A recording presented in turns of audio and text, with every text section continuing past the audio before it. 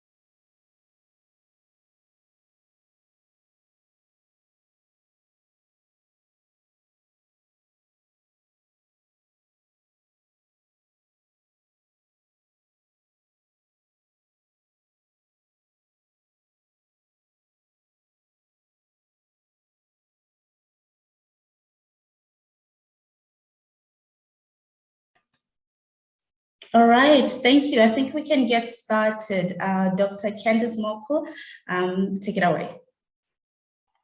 Thank you so much, Talita. Honorable guests, partners, and colleagues, it is with great pleasure and excitement that I address you today and welcome you to the official launch of the African Parliament's Evidence Systems for Governance and Development books, volumes 1 and volume 2. Some of you might not know that, but the contributors and the editors surely do. It was intended to be 1 book, but we had such an expansive amount of information and knowledge to share that eventually we ended up with 2 volumes.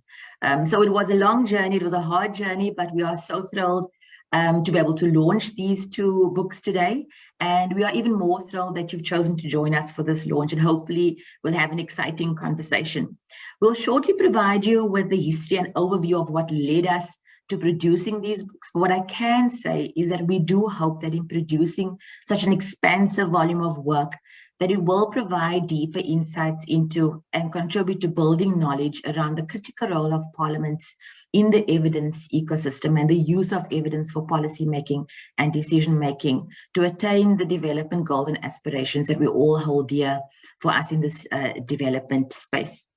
Our work as CLEAR AA really is focused on and has been in the recent five years or so, really focused on strengthening M&E systems and the creation of countrywide and national systems for monitoring and evaluation. And that means we are really committed to working holistically and working on all aspects of the evidence ecosystem, and that in building capacity for M&E, it's not just the technical capacity to produce the knowledge, but what happens when that knowledge is there and that evidence is there. What can we do to strengthen the ability of organizations, of governments, of all sectors of society to use that evidence to take better decisions for course correction in programming, in policy making and development. And parliaments, of course, are a critical feature of the state, a critical actor and role player in ensuring that better policy making leads to better decision making. So today we'll hear from the various authors or some of the authors and contributors to the book, And to this effect, let me very, very quickly walk you through the agenda and the program for the session. So first of all, we'll start with Dr. Linda Khumalo, who is also one of the editors of the book.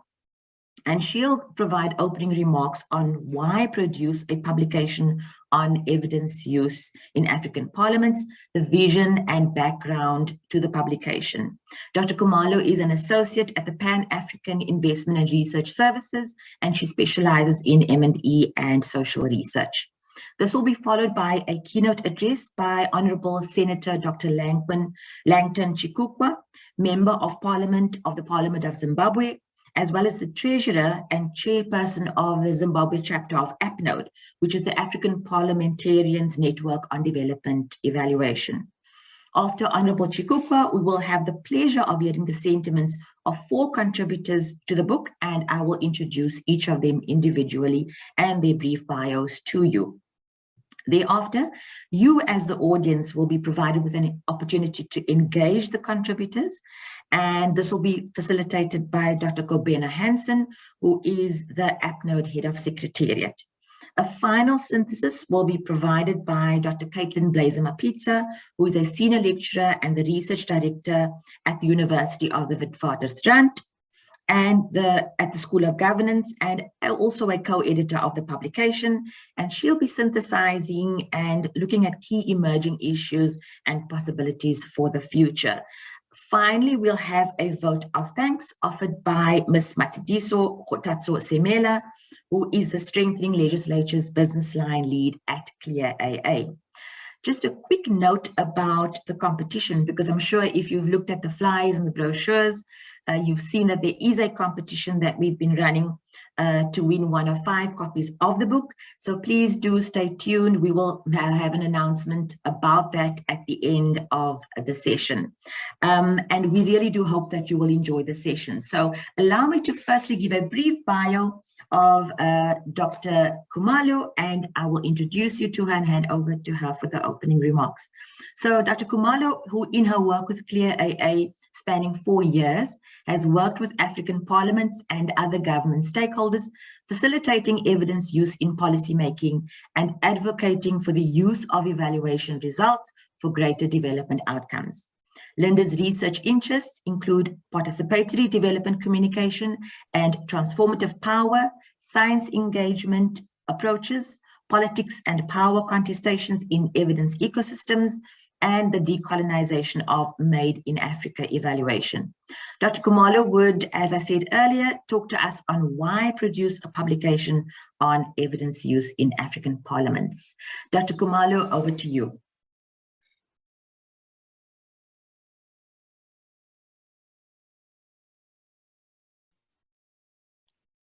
Thank you so much, Candice, and hi to everyone. Hello.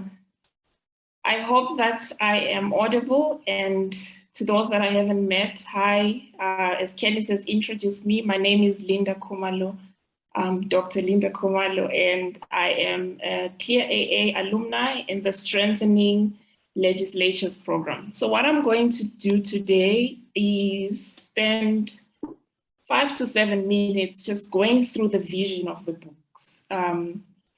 If you cannot see my screen, please just give an indication so that I have an idea whether you are with me. Okay, great.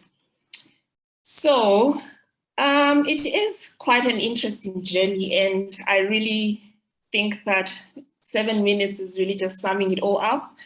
But it has been a 3-year, if I put it lightly, 3 years of a lot of hard work and a lot of dedication. So this is where we started. I'm just going to do this in 3 parts. I will first give a little bit of a background and rationale to the initiative, which was really linked to the CLEAR AA program on strengthening evidence use in parliaments. Then I will speak to the key events that are very significant in really the birth or the planning that took place and conceptualizing the volumes, which, as Dr. Morkel stated, started as 1 book. I will also highlight the collaborative approach that we adopted in this initiative. Okay, so we had a very interesting program on parliaments, which we started off with as mostly capacity building, focused on members of parliament and sensitizing them on using evidence and using evaluation specifically for decision making. And some of you may have been part of the program and seen how it grew from a focus on MPs towards a more integrated focus, which was more on a systems approach. So looking at it with researchers and development organizations and other capacity building players who also contributed to strengthening evidence use. So the reason why we sort of ended up with this volumes was while we were in that work, we learned a lot around the gaps. And these were really both theoretical and in practice, in basically finding information. Like we were working in mostly East and sometimes Southern and West Africa through the collaboration with APNOD.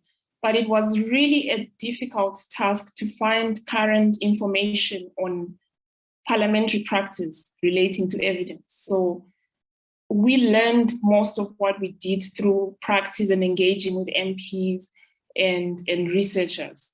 So we definitely found that there was a need to have more of that information in a more systematic manner. Yes, different parliamentary websites have some good reports here and there, but we found that some of what we might now define as basic, like how many parliamentary committees are in the parliament, how many researchers, do they have, how many units, what are the structures, what are the systems that actually support evidence in parliaments, you know, were not really easy to find. And these lessons and this sort of information that we gathered needed to be somewhere, you know, in a more central place, and specifically on the African parliaments, which is also an interesting context, which has different colonial heritages, which has impacted a lot on the current state of development, and parliaments fit in there very directly. So we started to understand the various complexities really that are in the space and the need for us to sort of harvest these lessons. What we then found was that, and that is what informed the approach of the books, was that there was a more systematic approach, what we call the ecosystems approach, in understanding evidence use in parliament. So there was no way that we were going to be able to work in isolation with MPs on their own, without working with researchers, without working with internal and external stakeholders that support evidence in parliament, and working with other state actors. For example, in different countries, you have what they call national evaluation systems, and there are different players in those systems, which also are mostly executive players. So those kind of interactions is what inspired the need for such volumes. As I said, it was a really interesting space, but difficult to find information and to understand, you know. Most of the times you attend an evidence-informed policymaking conference, one or the other, there's this notion of politics of evidence. And, you know, there's this idea that evidence is political at the end of the day, and should we really be aspiring for evidence use without understanding the political contestation? And as you would know, and as you're part of the books, most of you would understand that the political nature of parliament. So I think that for us was really the rationale for getting to where we got to. There's a lot really that inspired this, and I will not try not to repeat myself, but there were some nuances that we identified. For example, how parliaments really engage with the executive, like what are the linkages there? We have national evaluation systems, which are really a great focus right now in the field of M&E, but the interaction, you know, and with parliaments, is there an interaction? How is that? So those kind of gaps we had to document. And also the broader overview, you will notice in the volume 1, which is more theoretical, there are really good chapters that get into that linkage. Sometimes there is the gap of seeing parliaments without understanding the broader governance landscape, which is quite critical if we were to say that evidence should result in democratic development outcomes. So that kind of linkage was missing as well. And I think we have really done started off on a good note in presenting where that linkage comes in and how parliaments fit in. And there's also, without getting into who wrote what, but there are also good chapters that have used frameworks that it is so difficult sometimes to sit down and identify which framework applies to which context in terms of understanding evidence in parliaments. But there's, in volume 1, a real good effort to bring those in together and to say, so how are these structures actually interacting? So those are really exciting contributions that we think we have nailed.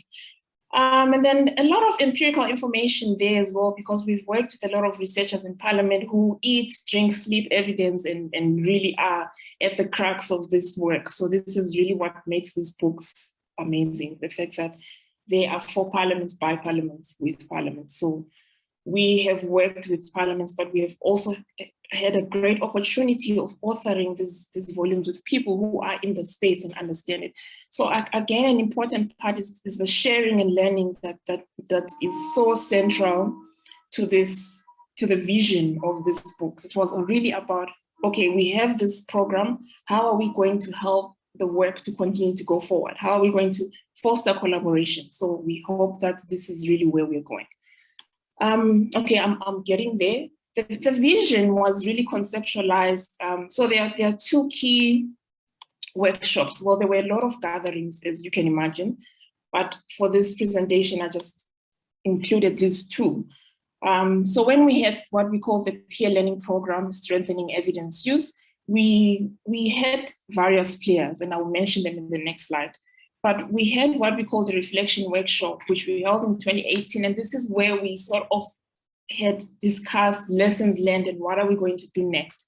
And here, the birth of sort of the publication. And here I will give credit to my colleague, Caitlin. Caitlin is the master of coming up with all good things, and publications is at the top of the list. So she actually proposed that we have like what we had called a resource guide, but at that point it wasn't a book. So yeah, that's sort of where it started. And then the following year, we decided to have a planning and conceptualization workshop. I think most of our key partners will be, I'll show the partners in the next slide, where we really started asking ourselves, what are the themes, what are the sections, what are we targeting, who's who, what are we going to do? So we really got into it. And this was in Nairobi in 2019, hence I'm saying 3 years. I'm just being sort of estimating the timeframes. But this is where we started with abstract and really getting into the content of the book. So if we have to say the birth, perhaps 2019 is more accurate.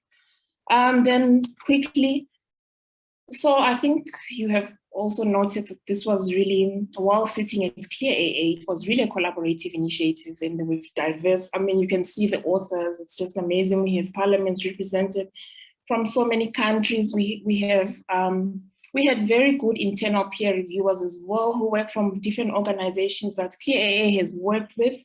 And in volume 2, which really makes volume 2 really unique, is the rich case studies. You will notice we have case studies from various parliaments, and we're also very fortunate to have the regional parliament representation.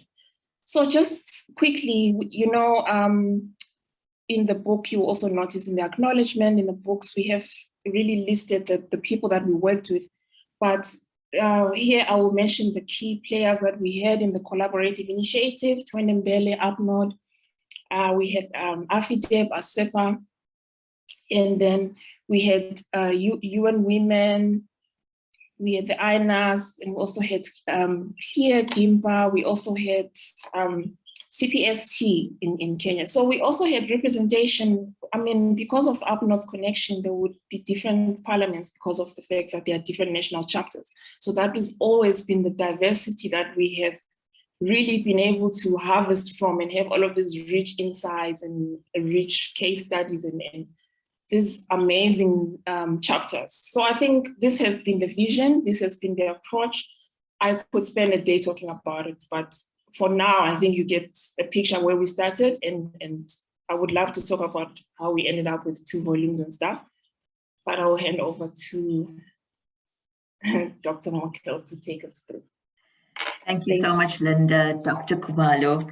That was brilliant. I think it's so inspirational to hear from you, where the conceptualization started, where you were reflecting on your peer learning approach and how that grew quite organically, I believe, and then, of course, more structured into this collaborative approach of putting it into a publication. So huge congratulations to all the partners who work together. I think that's probably, for me, one of the most amazing things about these volumes is just how collaborative it has been. So next on the agenda, we have the absolute privilege of receiving the keynote address by Honorable Senator Dr. Langton Chikukwa, Member of Parliament of the Parliament of Zimbabwe, as well as the Treasurer and Chairperson of the Zimbabwe chapter of APNODE, which is the African Parliamentarians Network on Development Evaluation. A visionary, community leader, entrepreneur, philanthropist, and negotiator, Senator Chikukwa holds a doctorate in business administration with Binary University. He also holds a master's degree in business administration from Zimbabwe Open University. Senator Dr. Chief Al Chikukwa serves as the chairman of the Traditional Chiefs Assembly in Mashonaland East Province in Zimbabwe, and he has achieved numerous accolades in business, leadership, and community development, including the Presidential Award on Community and National Leadership in 2021. Honorable Dr. Chikukwa, over to you. It's fine. Thank you very much, Dr. Mokel. And I as well would want to express my appreciation to Dr. Linda Khumalo for such a comprehensive, very informative overview. I would say a job well done, Dr. Hilda and your team, Dr. Linda and your team.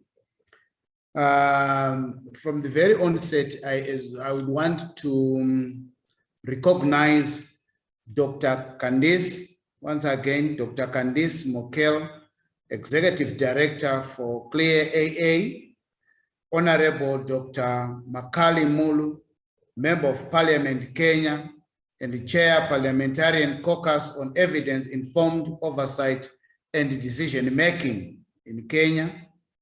I would want to as well to recognize Dr. Rose Orange, Director of Public Policy and Communications, AFTEP in Kenya, Dr. Josephine Watera, Head of Monitoring and Evaluation Division, Parliament of Uganda, Professor Tania Ajam, Stellenbosch School of Public Leadership, South Africa, all APNODE members, distinguished guests, ladies and gentlemen. It is with much pleasure that I join you this morning on behalf of the APNODE chairperson, Honorable Jeremy Odomohau, who due to a conflict in scheduling cannot be here in person, to say a few words about the essence and timeliness of this publication. African Parliaments, Evidence Systems for Governance and Development, and the potential it offers to legislators such as myself and many others gathered here today.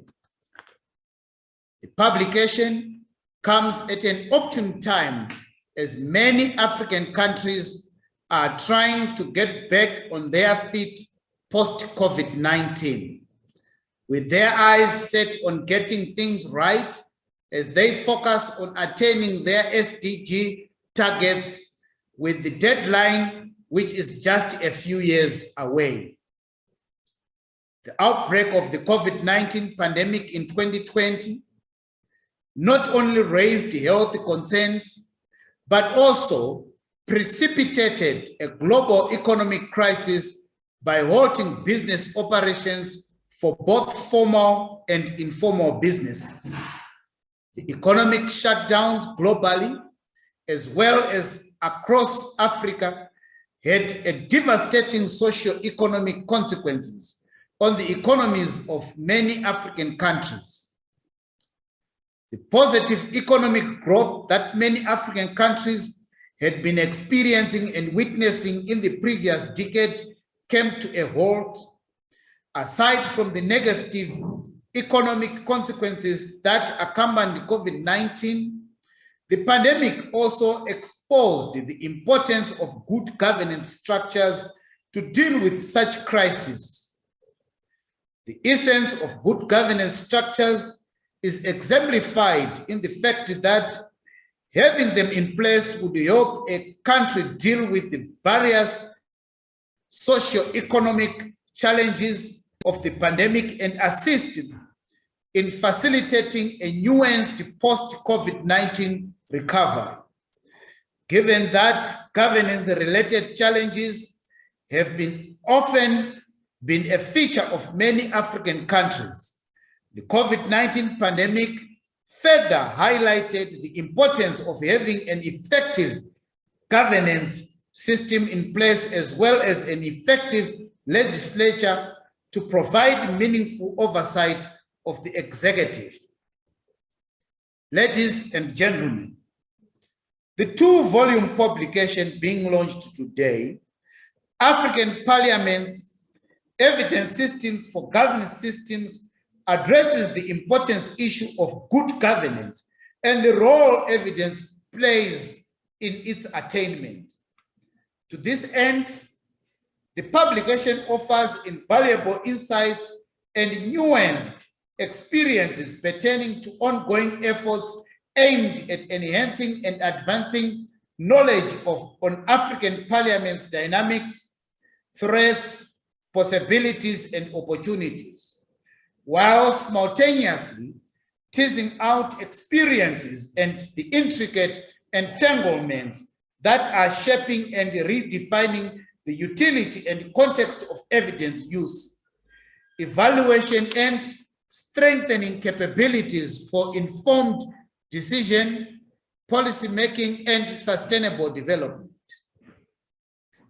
The volumes juxtaposes a set of dynamic relations, civil society, verbs, leadership and sustainability, representation, digitalization, and etc., with fluid interpretations of parliamentary evidence use and governance. The capacity leadership governance trichotomy represents an axis of transformation for African parliaments, especially as they individually and collectively strive towards attaining their SDG targets.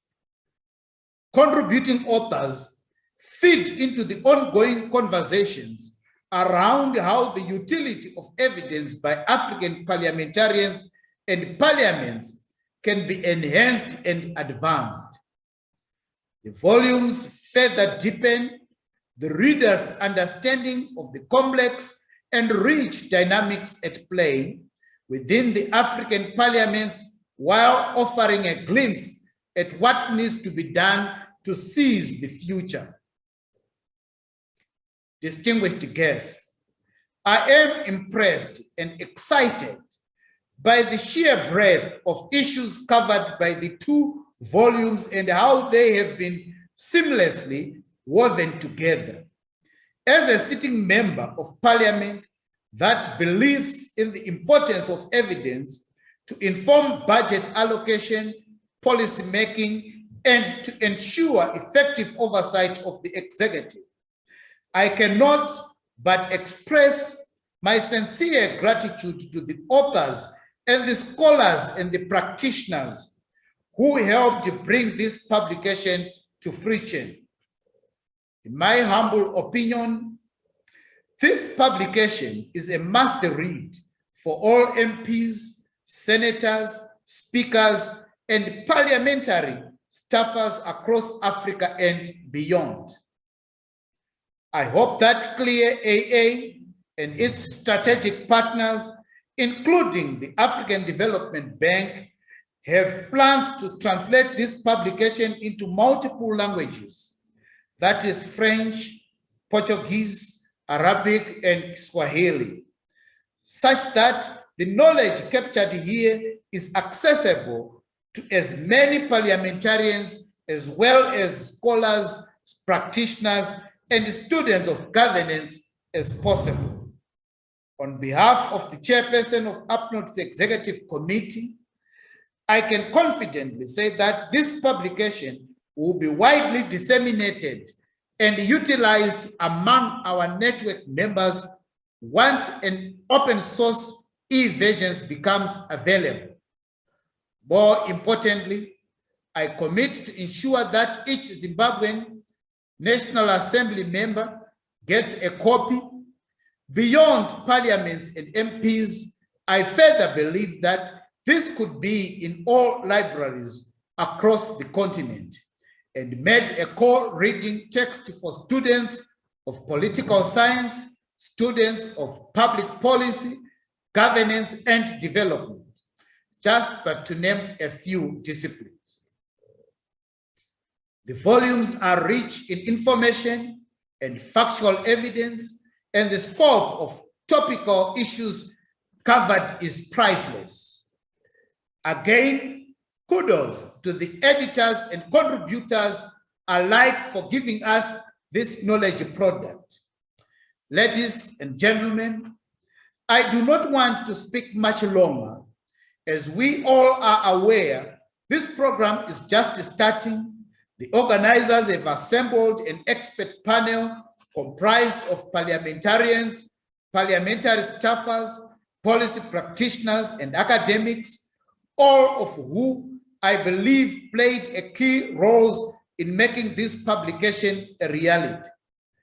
To deliberate authoritatively on the theme, perspectives on evidence use in parliaments, reflections from contributions to the publication, I have no doubt that the insights they have to share will leave us all more informed and much more aware of the nature and character of evidence use across African parliaments.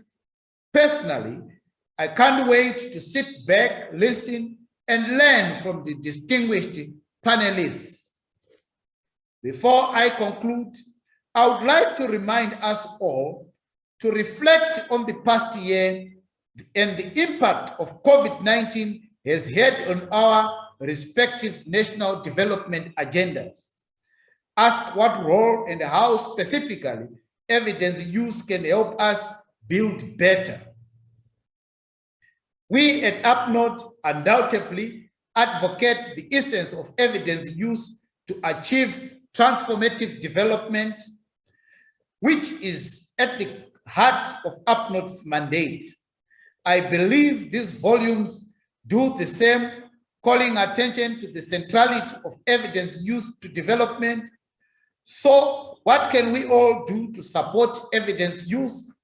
Drawing on my experience, including years spent as a member of the Parliamentary Committee, I believe, regardless of where we sit on the continuum of evidence, generation to utilization, supporting the creation of multi-stakeholder platforms and discussion, such as happening today, around what needs to be done to advance evidence use is vital. Further, I recommend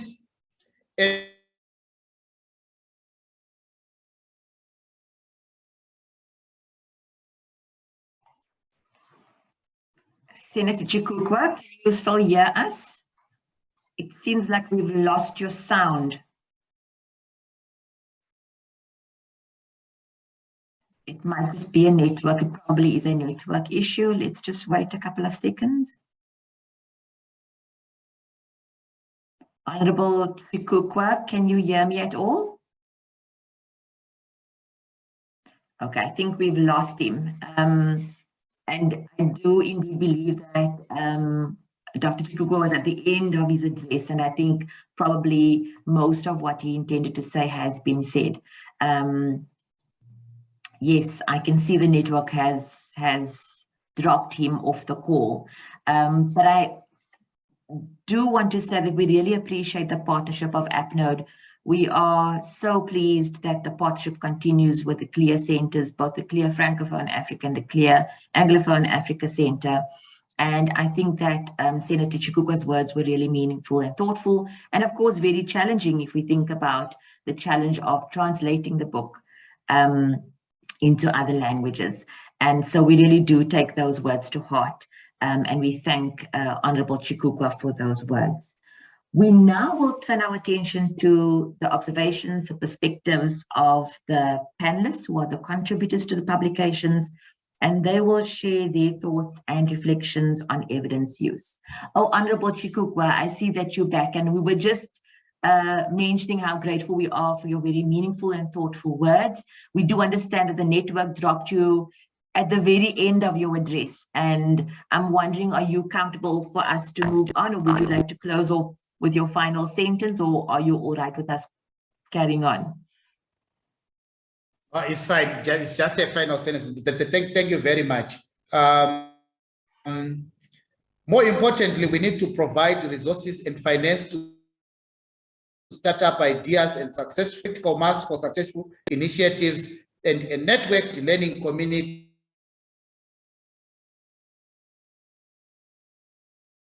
with dedicated resources to take good examples to scale.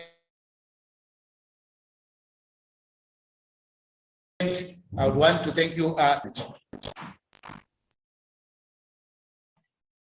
Thank you, sir. This is the got the last words. In fact, I had almost come to an end. It was just acknowledging and appreciating your attention. Thank you so much, sir. And your words were incredibly meaningful and really inspiring and challenging. I thank you so very much for those. And I think we did manage to catch everything. Thank you so much. Colleagues, as we move on to the panelists, we are really excited to hear from the contributors. They'll share with us their perspectives. And I'll hand over to our first panelist. It is Dr. Philip Bushere-Brighton, who is the Director of the Senate Liaison Office of the Parliament of the Republic of Kenya. Dr. Bushere holds a PhD in Conflict Management and Resolution, as well as an MPhil in Educational Administration Planning and Curriculum Development. Dr. Bushere has worked in the public service for the last 25 years, including serving as the Director Curriculum Training and Research at the Center for Parliamentary Studies and Training, CPST, from 2013 to 2021. He has written and published numerous articles, as well as authored several books, including The Changing Nature of Security and Intelligence in Africa, a Theoretical Perspective. Dr. Bushere, over to you. Thank you.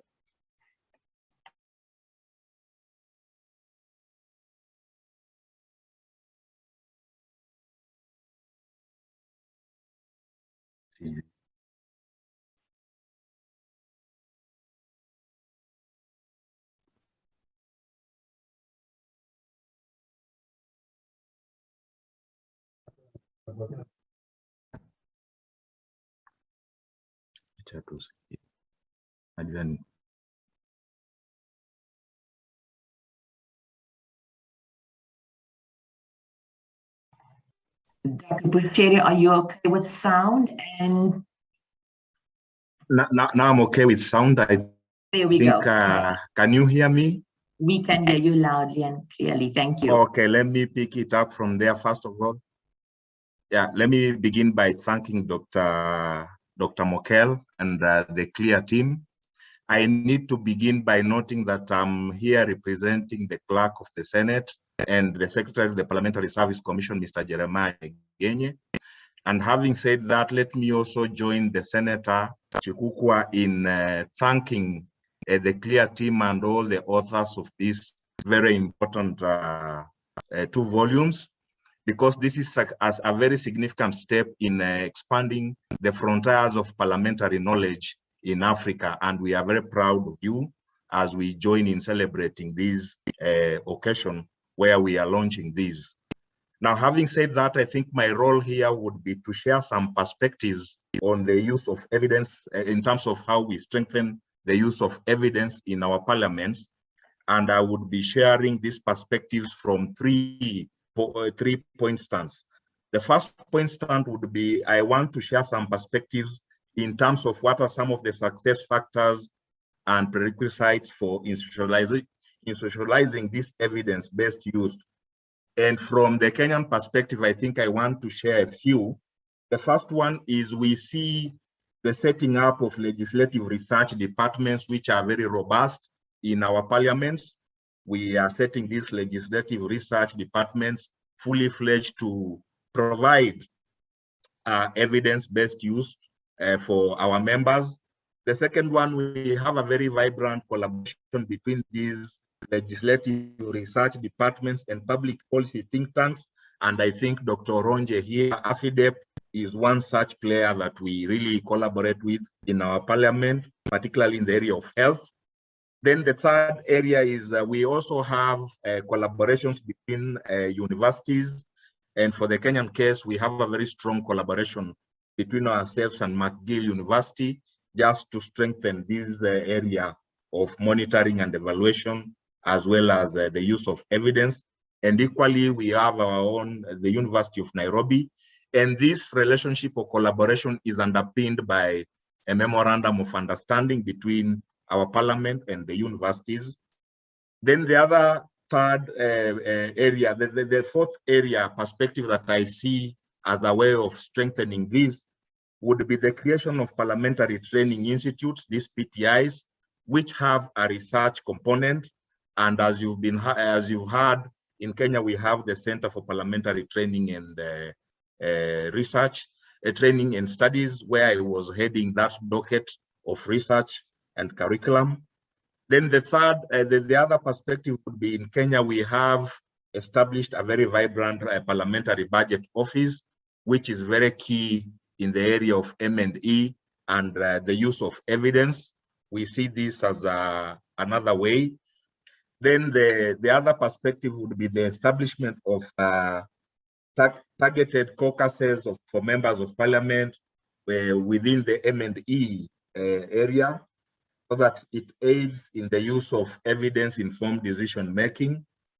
Also, the last perspective on this would be we undertake targeted M&E capacity building for members and staff of parliament, just to enhance the use of evidence-based. And I think this publication would be very important in facilitating and providing knowledge along these lines.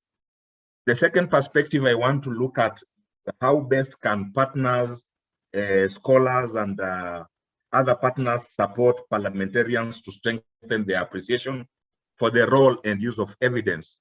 And the first thing I think is that this kind of initiative that we are having this afternoon or this morning is very critical in doing this.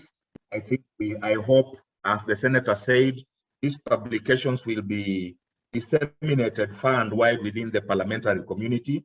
So this would be one way of enhancing this.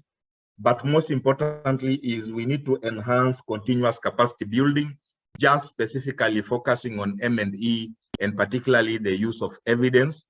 Then the second perspective would be the partnerships of these like CLEAR and AFIDEP and other think tanks with parliaments to specifically undertake targeted primary research that will deploy the use of evidence.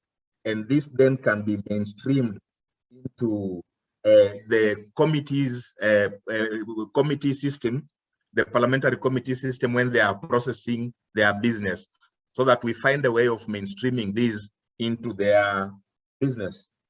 The fourth area in this would be this joint publication. We can now do these joint publications. This should be enhanced so that these research outputs are then fed into the ecosystem of the parliamentary system. Then also we can also create and have joint platforms for sharing resources and databases that would easily provide such evidence. And the other thing would be the creation of parliamentary liaison offices, like the one I'm heading, is a very critical office where we liaise with these think tanks, so that is a very easy way of mainstreaming these into the parliamentary process. And the final perspective I want to look at would be how my observations and insights on how the politics of evidence can be managed to bring about positive outcomes and development priorities. In terms of managing this, I think the first thing is the authenticity of the evidence that we are producing. It must be very authentic. So this will go into the second insight, which is building trust between Parliament and such research think tanks. Once we build that trust, it will be very easy for us to disseminate this evidence in the use of for parliamentarians. And then the third insight, I think, is we need to institutionalize evidence as a drive of parliamentary debates. For example, we have seen this play out when we are doing the division of revenue bill in the Senate, where data and evidence played a very critical role in unlocking a stalemate that was there to do with the formula. Without evidence, it was not going to be easy for this stalemate to be unlocked. Then also the media who report specifically on parliamentary discourse, it's now high time they need to mainstream the use of evidence-based debates as a way of bringing this to the fore. And finally, we need to identify members of parliament who are champions of using evidence-based, and we need to support these ones, such members, so that with the time, this can then become the culture of our parliaments. I think I would want to end there, and once again, thank you very much. Thank you so much, Dr. Buffet. And I think you touched on some of the most important areas in evidence use, evidence production in the state. Hopefully, I'd like to encourage, in fact, our participants to please put your questions, your comments in the chat, because once we've had all panelists, providing their perspectives, we would like to hand it over to yourselves to have an engagement, even if just for a few minutes, on some of the thoughts you've been hearing this morning. Our second panelist is Dr. Rose Oronje, who is the Director, Public Policy and Communications at AFIDEP Kenya, which is the African Institute for Development Policy. Dr. Oronje is the Director of Public Policy and Knowledge Translation, as well as the head of the Kenya office. She is a development policy and communications specialist with over 15 years experience in designing and implementing public policy and governance research, knowledge translation, communication and evidence uptake interventions, as well as capacity development for enabling evidence-informed decision-making in development efforts in Africa. She has designed and led the implementation of multi-year, multi-country programs with African Ministries of Health, African parliaments, as well as parliamentary networks, universities, and research consortia and networks, as well as the media. Dr. Oronje, over to you. Thank you so much, Candice. It's an honor for me to be here, and good afternoon to everybody here. Recognizing colleagues who are here, Dr. Linda, of course, Dr. Candice, Dr. Buchere, somebody we've worked with quite a bit in Kenya, and of course, Senator Chikuka, all protocols observed. I'll speak very briefly about two areas of importance for this conversation today. The first one is thinking about the capacity development approaches that parliaments, or rather that need to be elevated or strengthened for better evidence or increased evidence use within parliaments. And I'll just flag some of these. These are things coming out of my own experience as somebody who's designed and implemented programs with parliaments across the region, but also somebody who has published in this area. If we think about capacity development for evidence-informed decision-making, and that's part of what Dr. Buchere has touched on, a way of making evidence use a culture. So it's a norm, it's something we do every day as opposed to something that we do once in a while. The approaches that would get us to that point, and of course, noting that parliaments are already using evidence, but they're not using evidence in a way that it's our norm, it's a culture, it's used on a day-to-day basis. And so if we are going to move to a place where evidence use within parliaments are culture, these are some of the ideas that I think would work in terms of getting us there. One of them is implementing capacity development approaches that have a systemic focus. Systemic means we are focusing on strengthening structures within parliaments that are tasked with providing evidence. I'm thinking of the budget office, I'm thinking of the research section, I'm thinking of the library, moving from physical libraries to e-library. I'm thinking of even just ensuring basic things like internet reliability is there and functioning. Systemic investments means that we are looking at these, strengthening these structures over time. So it's not a one-off thing, it's not a one-off activity that is supported by a donor, but it's actually an activity that Parliament decides that within the next 5 years, we are going to focus on these structures, putting in budgets every year to ensure that we bring them at a level where they can sustainably enable parliamentarians to use evidence on a day-to-day basis. The other approach that I think would get us to an evidence use culture within Parliament is also thinking of approaches that focus on behavior change. Evidence use, or the way we use evidence actually is about changing behaviors. You know, our MPs asking for evidence, you know, our staff thinking about evidence the moment they're asked to put together background papers, for instance. And so that's about behavior change. How they think about evidence, how they do their work. And when you think about that, then you realize that you need to think about the incentive systems. And so we need approaches that think about the incentive systems that drive demand and use of evidence within Parliament. We need to think about the politics of evidence use itself, because it's happening in a context where people are used to doing things a particular way. So if we are going to change how they do things in this particular way to another way, we really need to engage the incentive systems, think about ways that we can change the behavior of how they interact and demand and use evidence. The third approach I'll flag that would get us to an evidence use culture is thinking about approaches that put Parliament at the center of these efforts. Sometimes these efforts are funded by donors, but even when they're funded by donors, can we ensure that whatever interventions we're designing as people who are based outside Parliament are really putting Parliament in the driver's seat, so that Parliaments can be the ones reviewing their systems, reviewing their knowledge structures and saying, okay, within the research department, this is what we need to do. Within the library unit, this is what we need to do. So that if they sit in the driver's seat for this capacity development efforts, it means that they will actually be able to continue some of these efforts way beyond the funding that the donor may have provided. The other approach is really peer-to-peer learning. I've seen that work very well, where parliaments are facilitated to learn from each other, because there's a lot of innovations going on around the continent and in other parts of the world. And so facilitating departments or even members of parliament to learn from other parliaments is a really very, very good way of ensuring that you start now changing behavior around evidence use and putting interest or a lot of priority on strengthening structures that enable evidence use. The final approach that I would like to flag for this is thinking about the context. This is something I've learned on the ground, that things that work in Kenya will not work in another country because of the context, because of the way people do things there. So capacity development approaches need to ensure that they're putting the context at the center, to ensure that we are building on opportunities within the context. We are taking advantage of the context, but also addressing barriers within the context for this to have a lasting impact.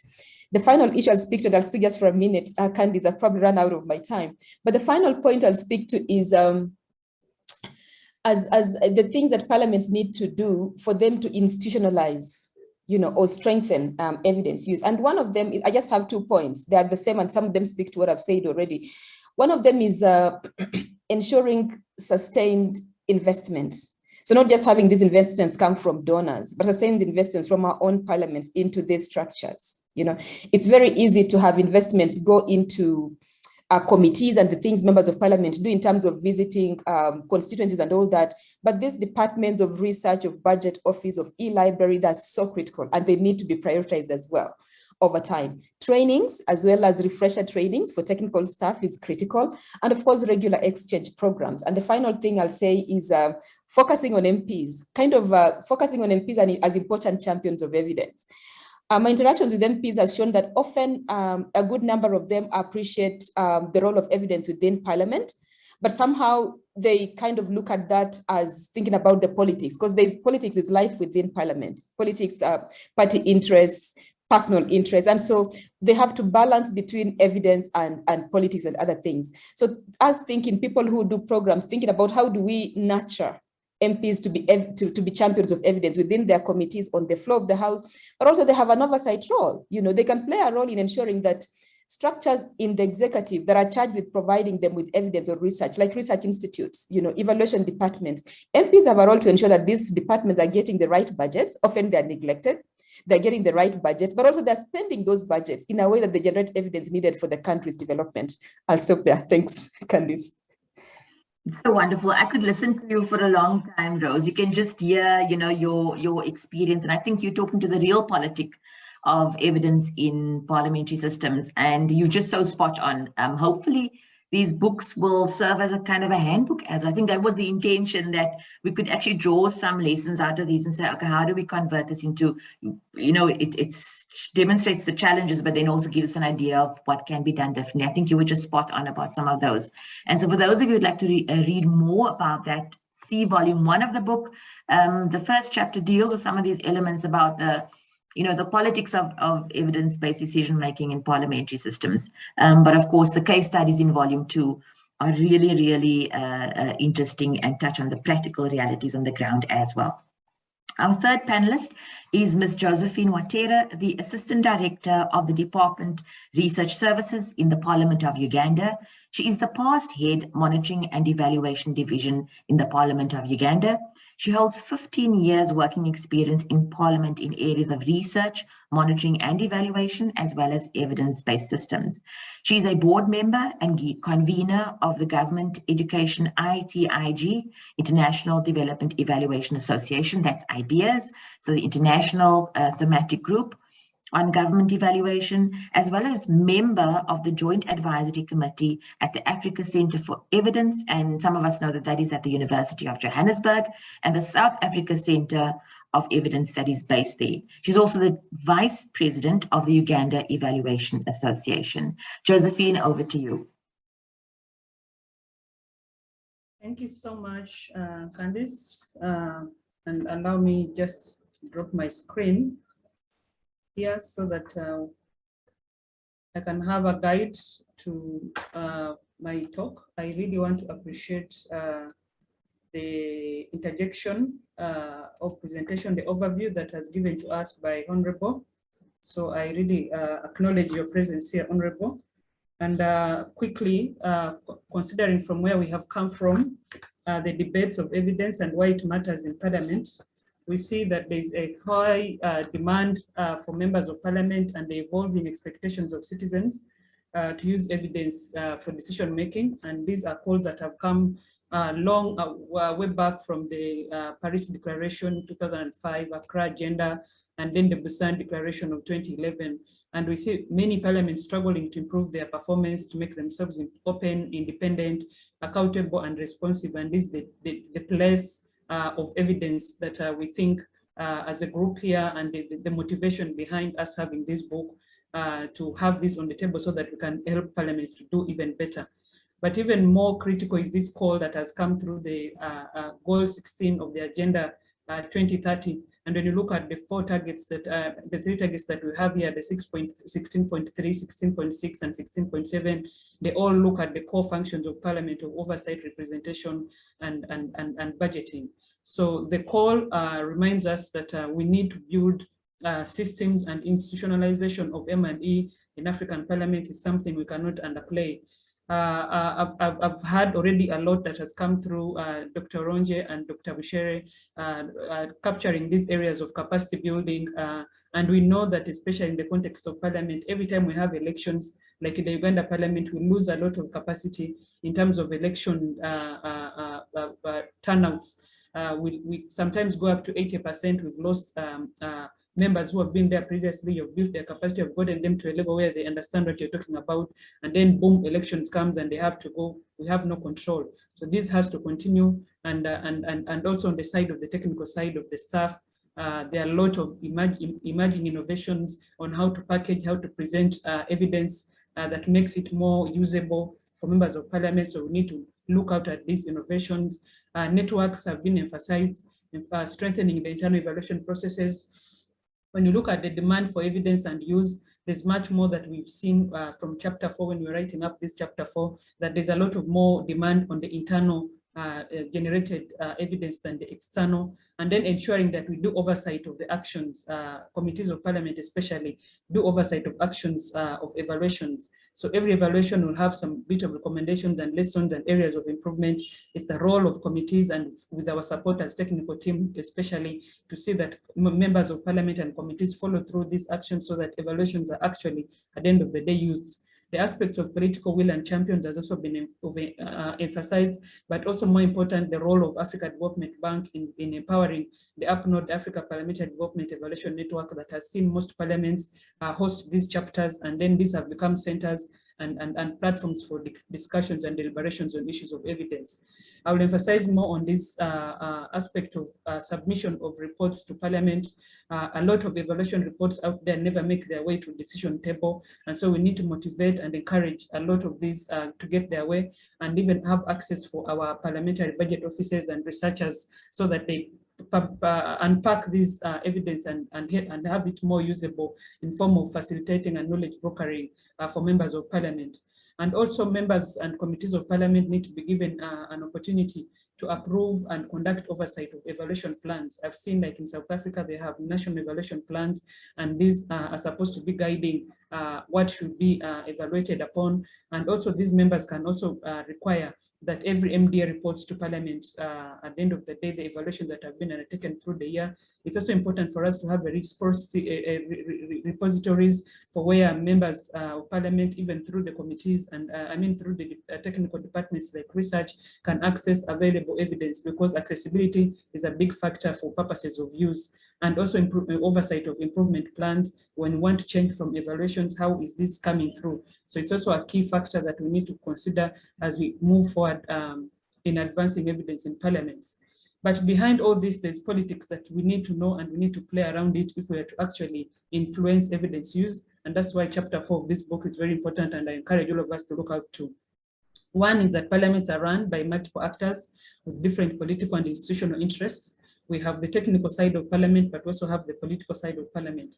And if we don't balance this to see when is evidence required, work within the parliamentary calendar, we will not be able to influence decisions. Issues of multi-party. Apologies, Josephine, to stop you mid-sentence, but I see also on my side and others are saying that the slides are not moving, and it might just be a technical glitch on your side, but we are still on slide 1 on our side. Apologies for that. Slide 1. Okay. Can you see this?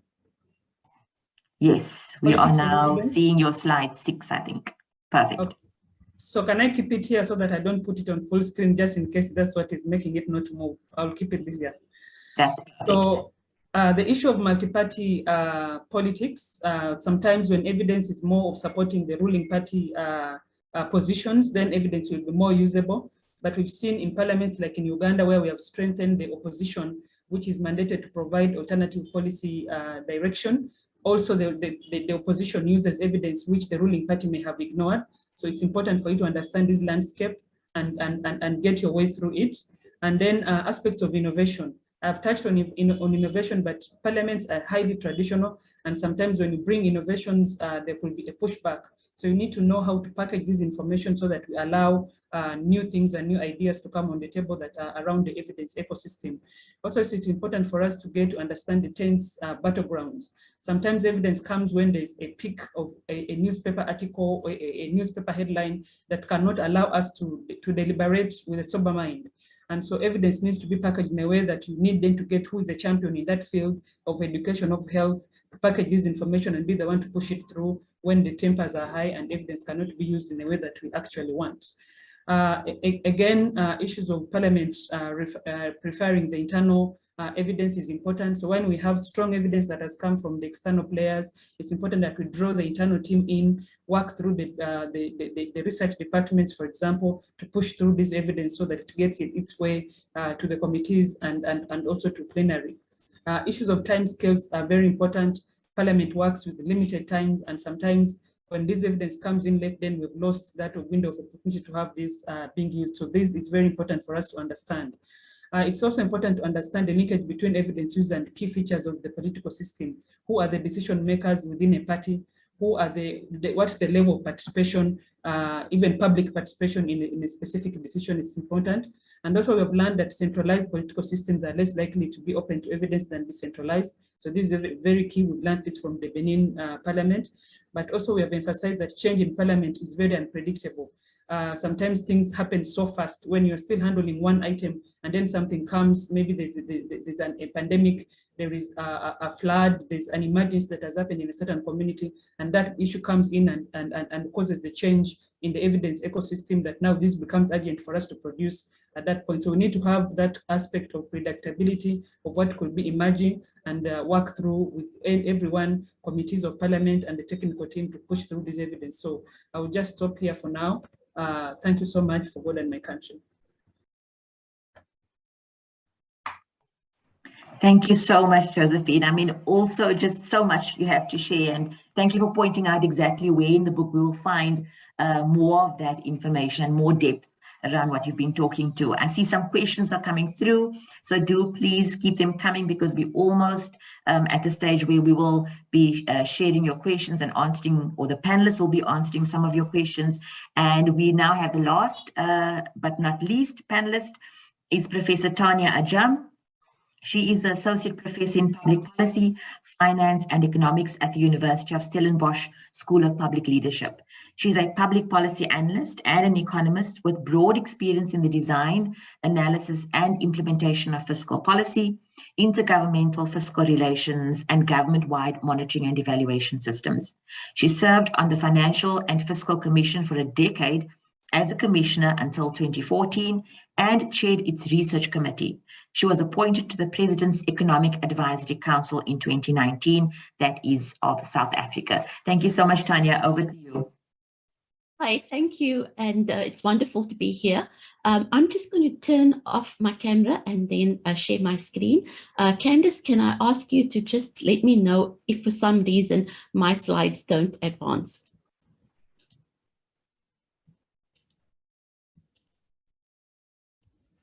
I'm just wanting to see are my slides visible? Yes, it's visible. It is on the display setting. Will you, as the presenter, see the next slide that's coming up? Okay, let me just see if I can perhaps change that.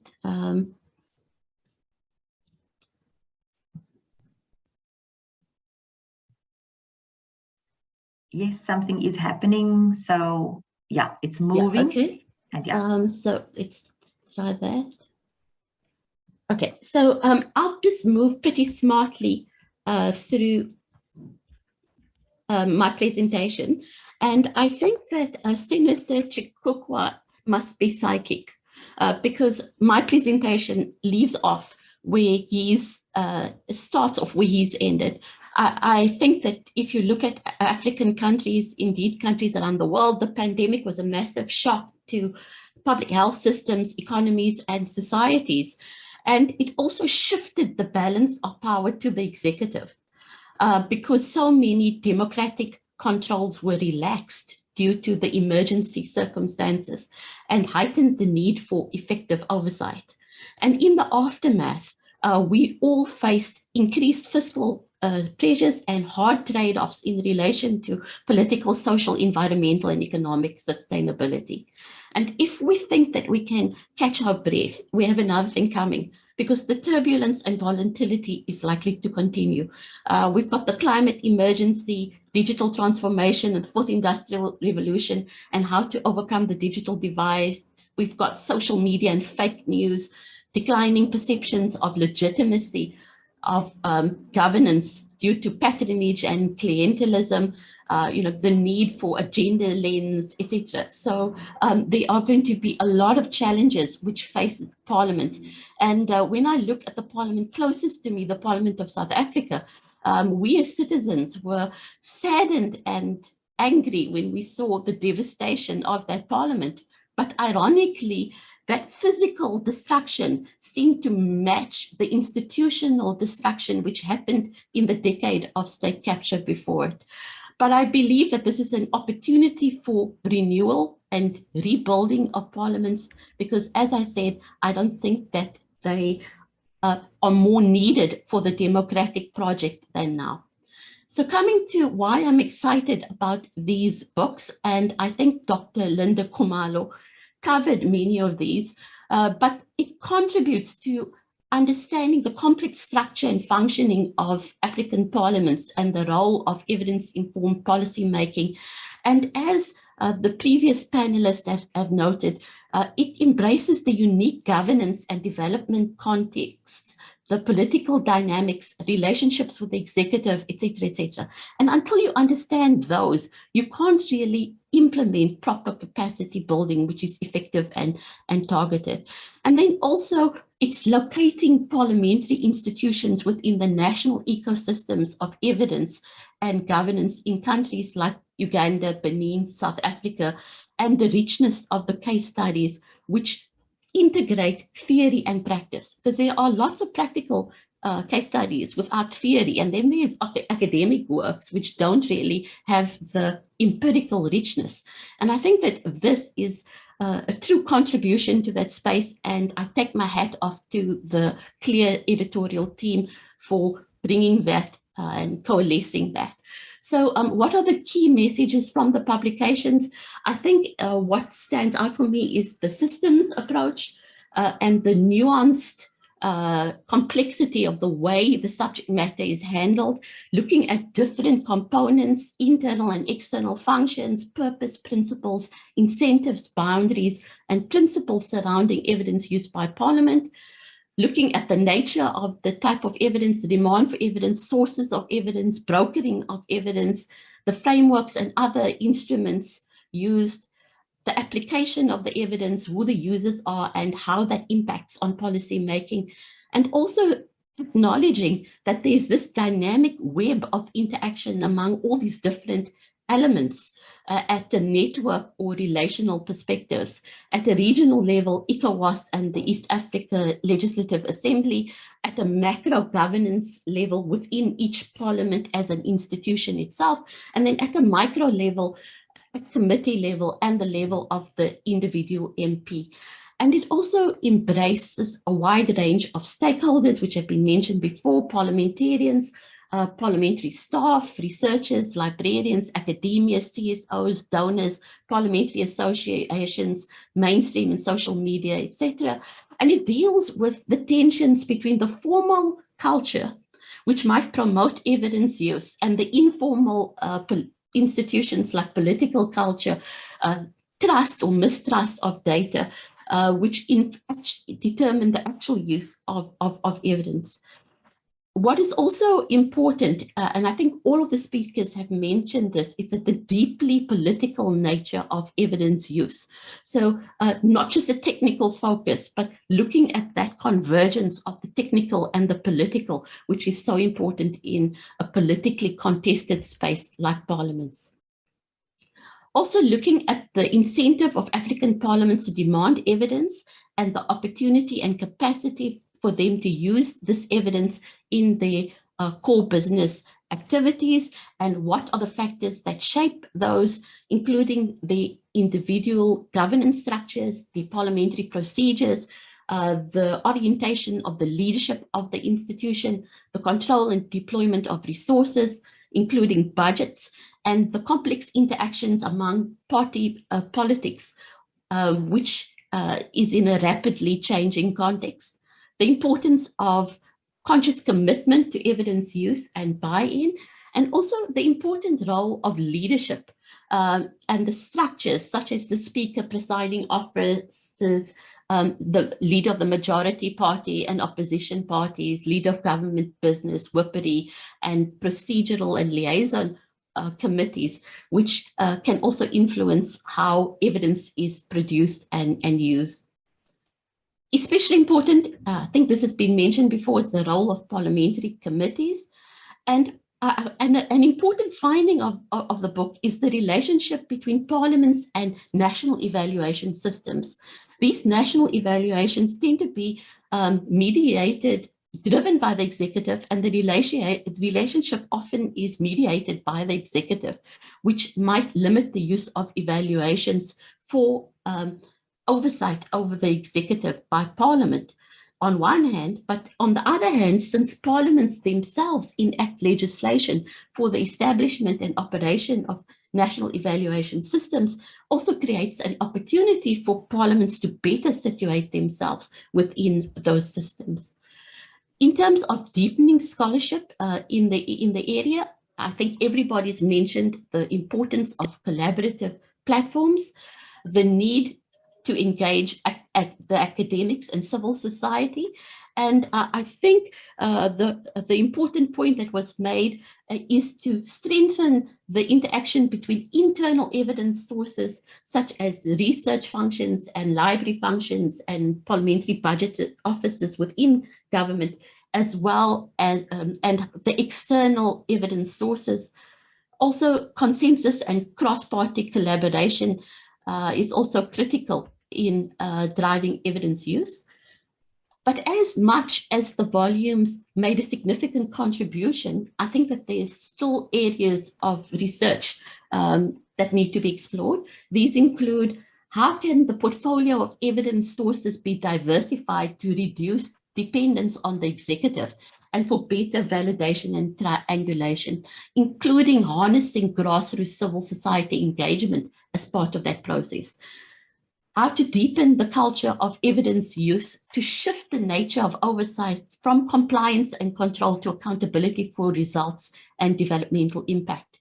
How to create incentives for evidence use at a macro level of the whole institution and at the level of committees and individual parliamentarians. What are the most effective ways to build capacity to establish and maintain systems of evidence use in African parliaments, especially at committee level, given the constraints that they face? And how can parliaments use new technologies? Instead of deepening the digital divide, how can we use those technologies to include more people within participation processes led by Parliament? And what M&E legislative reform or alterations to parliamentary rules may be required to better embed the systemic use of evidence? In South Africa, we just had a court case which states that Parliament needs to enact for itself stronger powers of inquiry. Can we look at requiring environmental or regulatory or gender impacts, as some of the case studies in the book have looked at? So those are my thoughts. I will just stop sharing my screen and hand over to Candice. Thank you so much, Tanya. And I really always enjoy listening to your inputs, and particularly it comes through in your contributions to the book as well. Really drilling down into the machinery of how things work, and what really is it going to take for us to perhaps know more about how it works, and then to see what needs to be done in order to be a catalyst for change in where things are not working that well. So thank you so much for those inputs. Just a quick note to say that we are running over time, and we profusely apologize for this. Clearly, this is one of the reasons why we've got 2 volumes and we couldn't stick with one. So we are true to brand, but we really do hope that you can just stick around with us a little bit longer. Remember, there's that competition coming up, and you might just win a copy of the book. We now do have Dr. Kobena Hansen, who's going to be doing the facilitated discussion. So many great questions coming up. So Dr. Hansen is the head of Secretariat of the African Parliamentarians Network on Development Evaluation, which is ACNODE. He is also the Principal Evaluation Capacity Development Officer at the African Development Bank in Abidjan, Côte d'Ivoire. Dr. Hansen's research interests straddle issues of disruptive innovation, evaluation capacity development, natural resource governance, knowledge management, and public policy. He has published in peer-reviewed journals such as Environment and Planning, GeoJournal, Journal of African Development, African Geographical Review, as well as Africa Today. Kobena, over to you. Thank you so much. Thank you, Candice. It's a pleasure to be here. I hope you can hear me well. It sounds a little bit distant, but I can certainly hear you. Yeah. Okay, because I think my internet, so if I start to fade, I might just have to turn off my camera so that at least we can save some bandwidth and then do that. Yes, so just alert me. So yes, first and foremost, thank you. I know we're running out of time, but I also want to say thank you to everybody who's spoken, from Linda. I think participants will agree with me that we've heard a lot about these 2 volumes. The speakers so far have touched on critical aspects that are captured in the volume in terms of evidence use in parliaments, not only the systems nature of it, but also how we ensure that we basically enhance and advance these issues, whether it is drawing on issues of capacity development approaches, seeking best fit approaches that are context specific that we can use, how we basically draw on behavioral change like Rose mentioned, and similarly Josephine had talked about issues of innovation, but for innovation you need that behavioral change. We also see that Dr. Philip Bushiri had also mentioned issues of the media. These are key partners, the champions. How do we leverage people from within to basically drive these issues forward such that we enhance not only the generation, but also the utilization, the demand for this critical evidence use that shapes the outcomes of parliamentary decisions, shapes budget outcomes, and ultimately shapes development. Because as Dr. Chikuka had also said, Senator Chikuka, pardon me, that we are not too far from 2030, right? So basically, even as we're coming out of a post-COVID world where things have definitely taken a hit, right? We also have some tools to leverage. And I think Professor Tanya mentioned that with the whole technology and digitalization taking place, I mean, the whole boom in new media, I guess parliamentarians, parliaments, and people that engage with also have different tools that can be leveraged. We saw this during COVID. The people were reaching out to their stakeholders in unique ways. And I think these are all critical things that will be needed if we're going to be able to make evidence use accessible and widely utilized such that it benefits everybody. Because yes, the changing dynamics are obvious, both within and beyond Parliament. The importance, as has been said, in terms of learning from each other, leveraging different learnings, either it's parliamentary exchanges or just peer-to-peer learning. I think these are all very critical. So I don't necessarily want to rehash the wonderful things that have been said. But I think what is important now is to give participants on the call an opportunity so that we can also hear from you, and we can also hear your experiences. And if you have specific questions, you can direct it to the panelists and the speakers before. In the interest of time, I would say that let's be very, very specific with our questions and straight to the point. I know sometimes as Africans, we like to tell stories before our questions, but if we could be very specific, that will be very helpful. So I don't know, Candice, should we give people opportunity to sort of like open their mics and speak, or should we just take the questions that come within the chat box? I know some people have their questions in the chat box already, and so that they don't feel marginalized. And then some people may want to actually speak. So I don't know what format you feel will be best, given the time constraints. This is the challenge, Kobena. So there are so many great questions. I think you're going to have to do a random selection of maybe just one or two for now, and then perhaps ask those who posted the question to perhaps unmute and speak to the question, and the panelists can answer, and we see how much time how many of those we can do. But it's up to you. This is your time. All right, thank you. So maybe what I'm going to try and do is see how to balance it. So I'm going to start out maybe with 2 questions from the chat. And then once those have been answered, I'll also let people maybe take another 2 from the floor where people can unmute their mics and then pose their questions. So I think the first question I'm going to take, and I'm sort of like, sorry, I'm just selecting here. It comes from, sorry if I pronounce your name wrong, it's Phililani and Dlomo. And the question is, how do we deal with the situation where members of parliament are presented with scientific evidence and they deliberately ignore the evidence due to political reasons? I think this is open to everybody, all the panelists. So I don't know which of our panelists would want to answer that. And then the second question I'm going to take here comes from Diana Orira. And basically her question is, what do we really need to do to enhance the budgetary allocations to parliamentary work, i.e., e.g. capacity building as well as research? Okay, so we'll take those two questions first. I'll come back to more.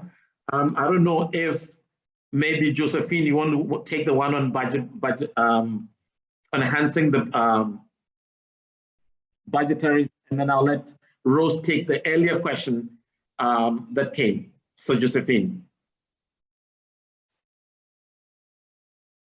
Sorry to put you on the spot.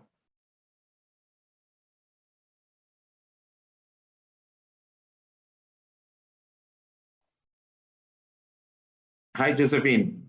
Are you able to respond to that? Or who from the panelists would want to respond to those two questions?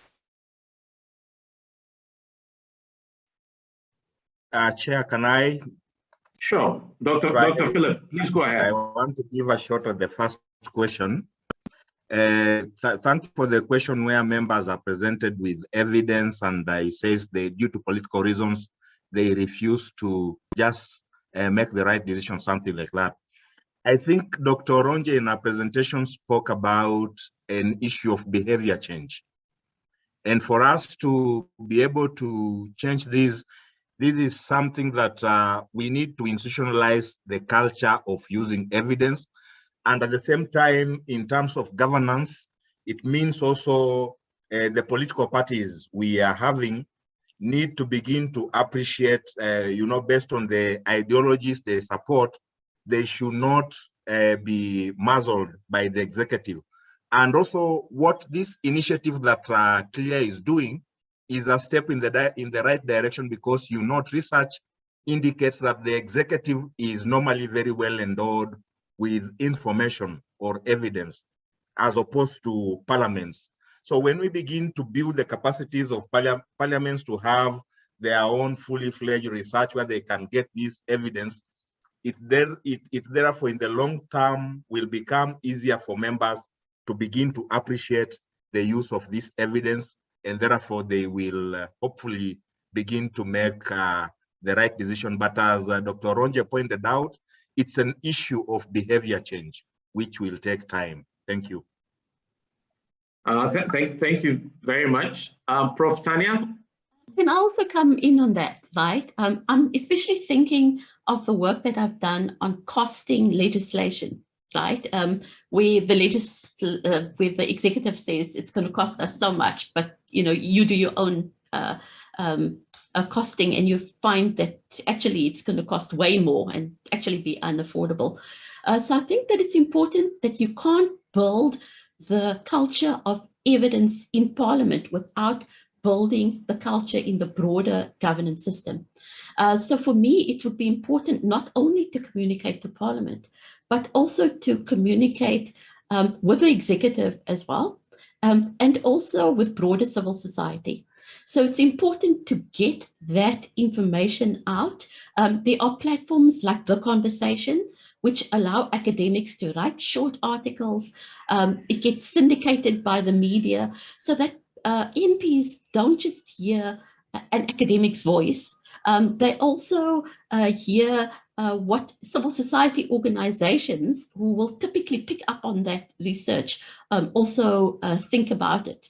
And that might create more leverage. Also, it might become more important on the party's agenda, which could also create more discussion there. Thank you. That's beautifully responded to. I hope our participants are satisfied in that regard. Okay, so I see a hand been up. Feruzi Ngwamba, if you can unmute yourself and pose your question, please go ahead. Thank you so very much, Chair. My name is Feruzi Ngwamba. I'm Access Program Coordinator, College of Humanities, Pietermaritzburg campus of UKZN in South Africa.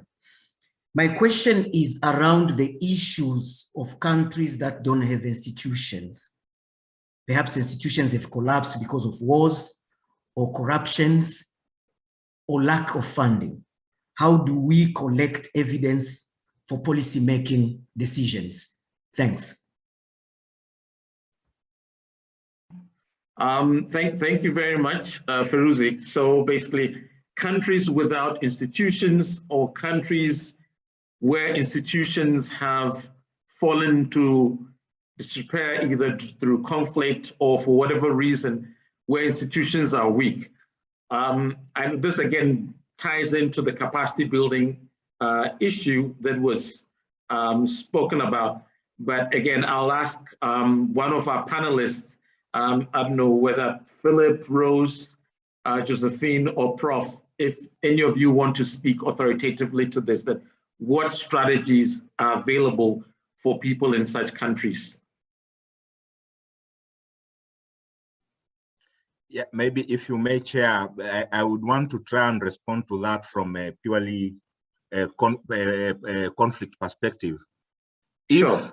If a country, for example, has undergone conflict, we normally will have a situation where now this country is subjected to what we call post-conflict reconstruction initiatives. And through such initiatives, there will be no vacuum. They will be collecting evidence that that corresponds to the conflict situation.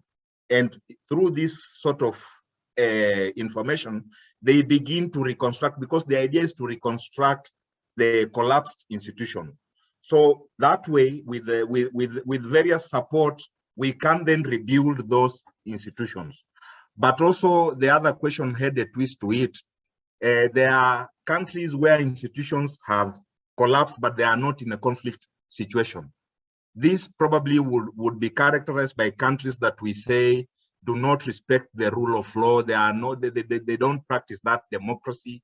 And the only situation here is we must then need to, these countries would then need to allow the democratic space, and we know how this plays out. It becomes a struggle for some kind of liberation to bring back on course those institutions so that they are able now to play their role effectively. Thank you. Thank you, Dr. Philip, Dr. Bushiri. All right, I'm going to go back to chat Q&A because I see some other questions there. And okay, I'm taking the first question from Grace Igueta, and this is directly for Josephine Ouattara. And basically the question is that,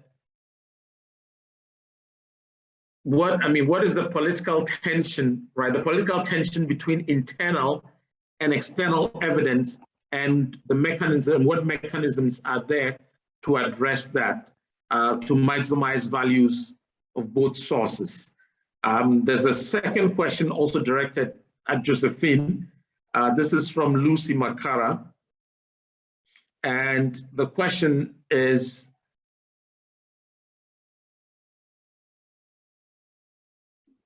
that, okay, in terms of evidence, right, to provide an alternative policy for the country, there's also evidence available for members in the ruling party in considering decision-making.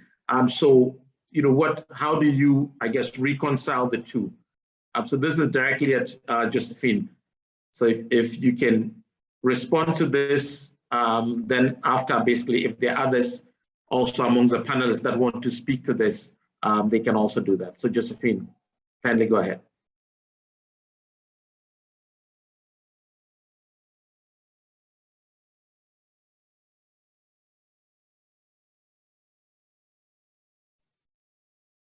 Is Josephine still with us? Are you still with us? I was just going to say, I wonder if she's got network problems because I don't actually see her name up on the list of in the panelists view.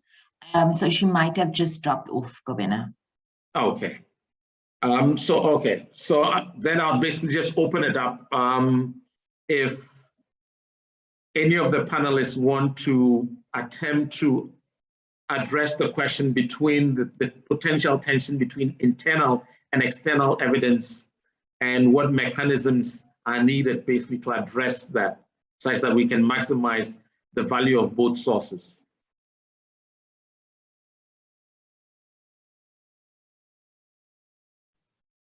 Yeah, if I may. Sure, Philip, can you go ahead? I think when we look at this evidence, there is one critical thing that will be contested about the evidence, both external and internal. This would revolve around the authenticity and integrity of the evidence we are bringing before a parliamentary committee, for example. And for us to resolve this, I think we need to look at it at two levels.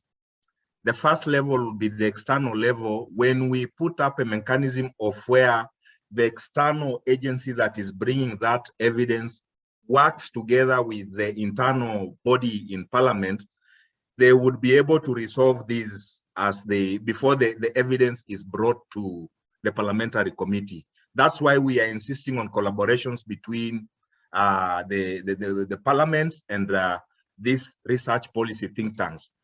Then at the second level where we need to resolve this would be internally. We are setting up, remember I discussed about the parliamentary budget offices. I talked about the establishment of legislative research departments. One of the key roles of these is that they are supposed to receive evidence from multiple sources. And one of the things internally they are supposed to do also is, based on their internal data they are building, they need to also authenticate the validity of that evidence. So internally, that is how we need to put up systems that would be able to check these. And this can also become more useful when we enhance information or evidence sharing between even the executive, the external bodies, and all these. So those are some of the broad levels in terms of mechanisms that I would think we need to put in place to try and resolve that potential tension. Thank you, Chair. Thank you, Philip. That's very insightful, and I'm sure that answers it well.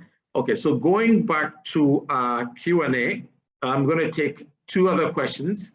The first is from Stefan Paulson, and basically he draws our attention to the fact that, you know, on the continent we have 51 parliaments, 59% of which are bicameral and 41 are unicameral. So his question really is, how do these two systems of parliaments learn from each other in terms of strengthening evidence use, and what does that actually look in practice?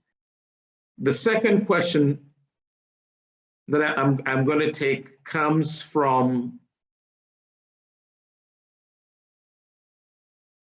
wait, okay, I think that's just the only question there. Yes, the rest are comments, so we don't necessarily need to respond to those. So again, I'll repeat the question to our panelists, that, you know, given that we have two types of parliamentary systems, how do these two systems learn from each other in terms of strengthening evidence use, and then what does it actually look like in terms of practice? I can maybe make a comment to that. Sure. Kobena. Sure, Rose, kindly go ahead. Yeah, and briefly, and others can come in. I think that the use of the principles in terms of use of evidence apply often across different contexts and sectors. And so when you think about the roles of parliaments, the unicameral and the bicameral, thinking of those largely 3 to 4 roles, evidence can be applied and we can draw lessons from whatever parliament it is, regardless of whether it's unicameral or bicameral.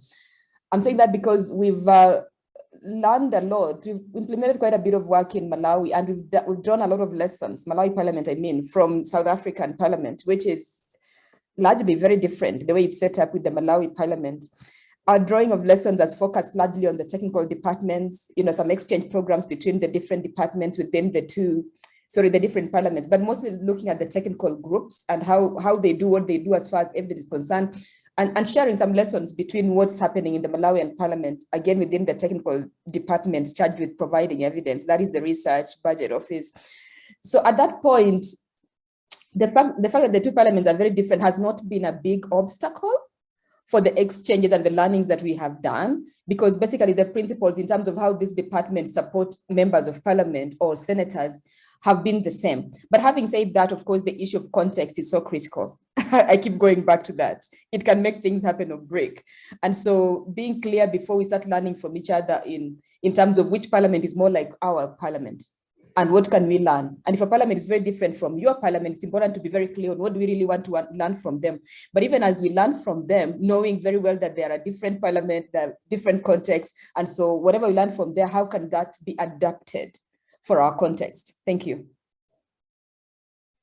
Thank you, Rose. I couldn't agree more. I mean, I think at UpNode, basically, we cover the continent and engage with parliaments across. So again, we have to sort of like straddle this. And like you're saying, people seeking and utilizing evidence, right? They're actually going to need the same types of support.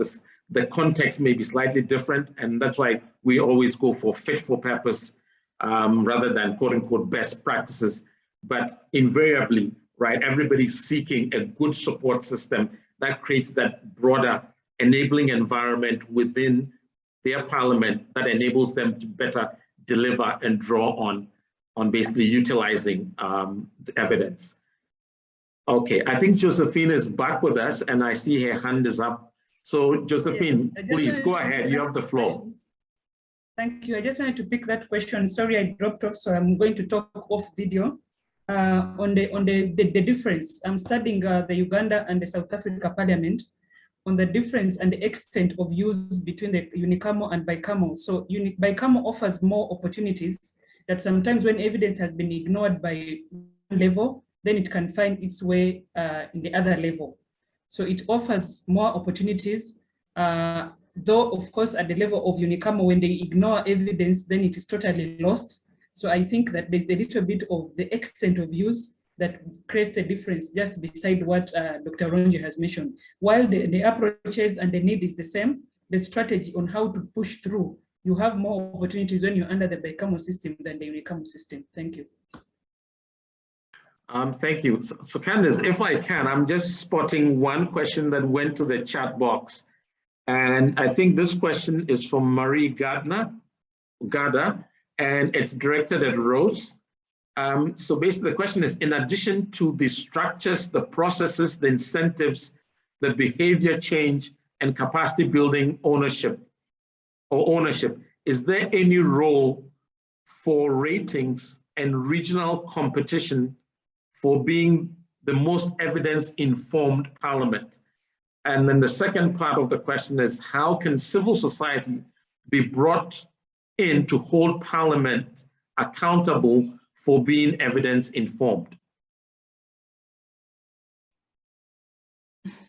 Thanks, Kobena. So I'll speak that quickly because I've also put a comment in the chat box. Yes, there is a role for that. I like the idea of competition. Actually, peer-to-peer learning somehow as an approach, parliaments and even executive departments and ministries like that very much, where they learn from what other people are doing in a similar role as a government or as a parliament or as a ministry. So I think that competition thing would be very welcome. It would also be an exciting thing for parliament. And in terms of peer-to-peer learning, it's already happening. Of course, the idea of competition hasn't really come in terms of a prize, for the most evidence-informed parliament in Africa. That would be great. And I think Kobena is probably something the UpNode could think about, in terms of having something like that. It would definitely be an incentive. I'll give an example. As AFIDEP, we convened the network of parliamentary committees on health. So it's committees across the region who meet every year. Whenever they meet, they make commitments, but they also report on previous commitments. And the issue of competition comes in committees not wanting to come and report the same things or have nothing to report. And so you find that MPs, of course, are very keen to implement their commitments, that when the convention happens every September, October, they have something to report. So a sense of competition has been good because it's parliaments talking to each other, each of them saying, we committed to this, we did this, we didn't do this because of ABCD. So there's kind of peer learning, collegiality, but there's also some pressure there in terms of not being want to be seen that every year you come and say the same thing or say nothing. So competition is good. I think Murray wants to know where that would fall, who would do that. Of course, it would need funding. I think that it's a conversation we can have on the side. AFIDEP obviously work in this space, would be very interested in exploring a convention like that and exploring funding. Of course, we don't have funding currently, but also I think APNOD is a network across the region. So yeah, it also provides a very good platform for that, which would be happy to be part of the conversation. Thank you. Thank you, Rose. I think I'm going to take just one more question or intervention, and I see, Josephine, you have your hand up, because I know we're running out of time. I'm sorry if others had questions. We can do this after. Josephine. No, put it down, sorry. Oh, okay. All right. So if you put it down, I'd seen one hand from the attendees, but it's gone down. So I'm also assuming that we can, it's back up. All right, so that'll be the last one I'm going to take. I'm just trying to We might have to try to ask for that participant to be very, very brief because we are very much over time right now. But thank you so much for everybody who still stayed up to now. Okay, so please, I'm trying to see whose hand is up, but I can't. So just kindly unmute yourself and pose your question. Thank you so very much. That's my hand. I just wanted to raise one point. When we are talking about Africa, let's not a mistake to consider it as a country. The way other people have been considering it, let's consider as a continent with many countries, with different issues and different interpretations in terms of governance. Thank you so much. Thank you, Feruzi. I think that I think all our panelists and everybody who's spoken does share the same view with you that yes, there might be some similarities, but the context, as Rose keeps stressing, is very important. We do acknowledge that these are individual countries, the situations are different, the contexts are different. Yes, there's some similarities and we can learn from each other, but we're in no way saying that it is a country and everything is the same. So thank you. And thanks again, Candice, for having me, and over to you. Thank you so much, Kobena. And that was a very, very hard session to facilitate because so many of these questions were so great and really requires, quite in-depth conversation. And that also tells us as a team, I think, about what we could do.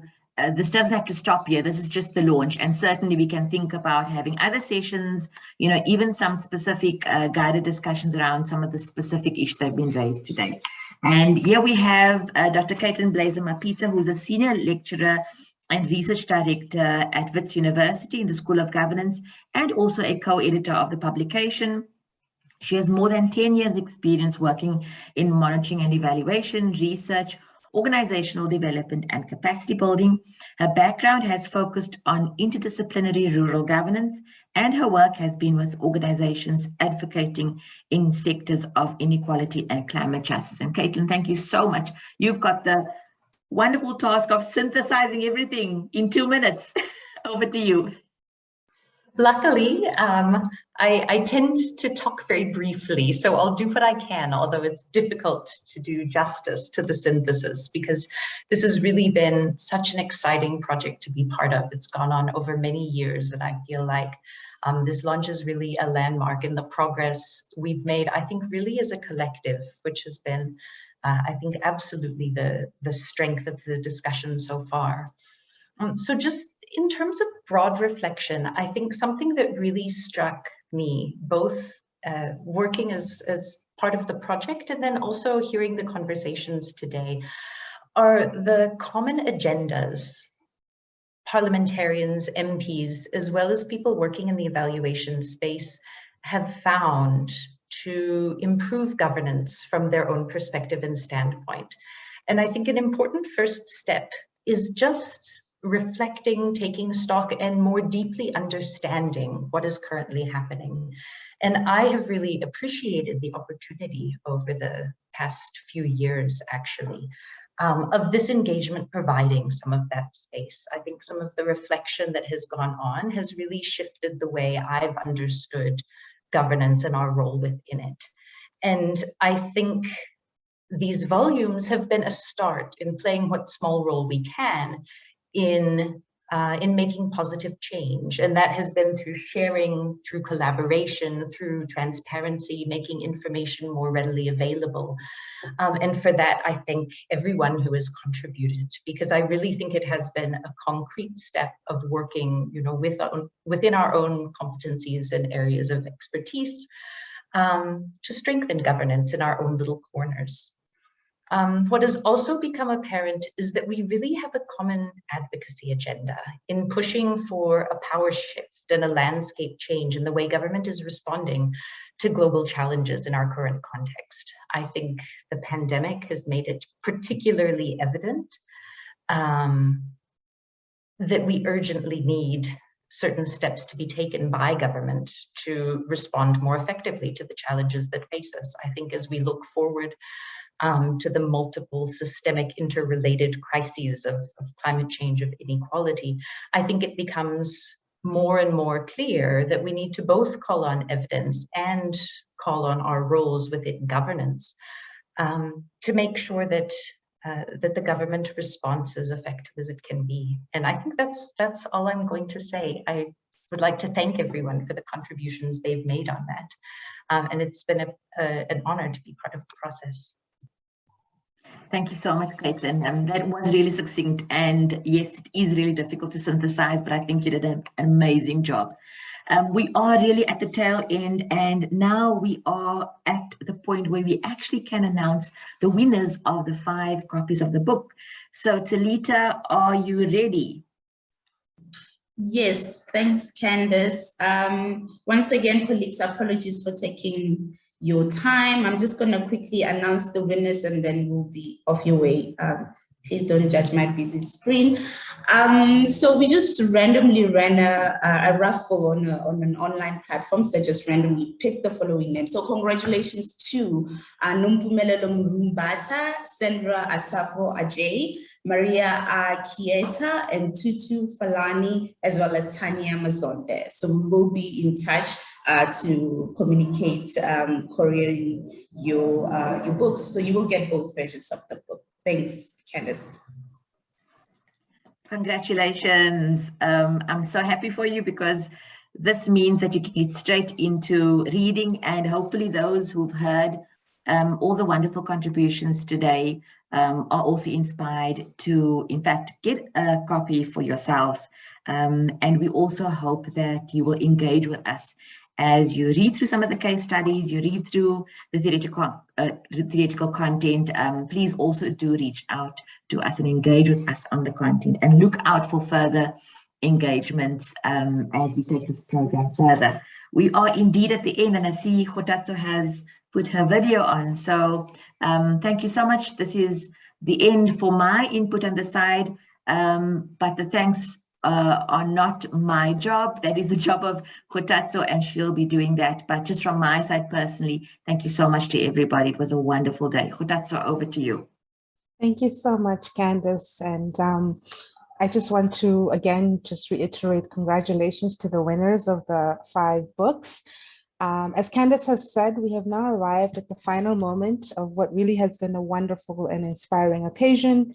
As we all know, the success of occasions like this is never possible without many hands, minds, and hearts being involved. So on behalf of Clear AA, I want to first again extend our gratitude to all of our contributors to the book, the institutional and individual collaborators who gave their time, their energies, and commitment to make the publication possible. Many of you are here as participants and as guests, and we're really grateful that you're able to join us to celebrate through this launch. We're also grateful to our publisher, African Sun Media, who walked the journey with us and supported the stewardship of the editorial committee for the publications. And I also must acknowledge our institutional funders and those who made support possible for the volumes to actually be generated. And that is the Swedish International Development Cooperation Agency, SIDA, for supporting the collaborative peer learning initiatives in parliaments, the Ministry of Foreign Affairs of the Netherlands, who supported Clear AA's Accelerated Visualization Project, or the ASA project, and the Global Evaluation Initiative. We really could not have come to where we are today without these institutional partners. Finally, for today's event specifically, we just want to extend appreciation to the CLEAR team who organized the launch, to AppNode. We're grateful to Senator Chikukwa, who joined us in his capacity as the member of the Executive Committee of AppNode. We want to thank all the panelists for sharing your wisdom and insight, and all of you who registered, the participants, and really made this possible. It would not have been possible without you, and so we're really grateful. Just to say that we will be emailing the presentations made in the webinar to everyone who registered. So you are sure to receive those. I think there were several requests made in the chat. So on that note, friends, colleagues, compatriots, and fellow collaborators, I can now pronounce that we have concluded our launch celebration, and we wish you well, and we thank you again for spending this morning with us and even the extra time. Thank you so much.